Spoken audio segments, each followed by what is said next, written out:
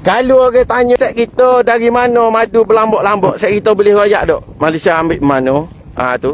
Bukan Malaysia nak nyohu kepada rakyat sahabat. Tapi dulu ada orang nama Kak Rohana. Kak Rohana tidak percaya Malaysia jual madu original. Dia kata madu ori payah nak cari. Malaysia mudah madu ori set itu. Sangat-sangat mudah madu ori tu. Pokok madu ori.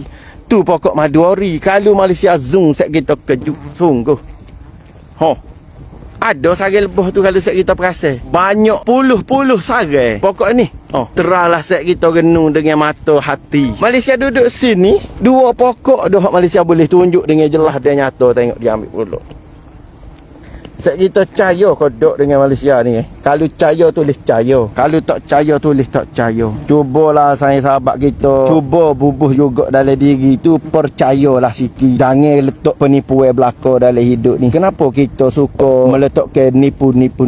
Adakah kita ni manusia yang salah sorang suka menipu?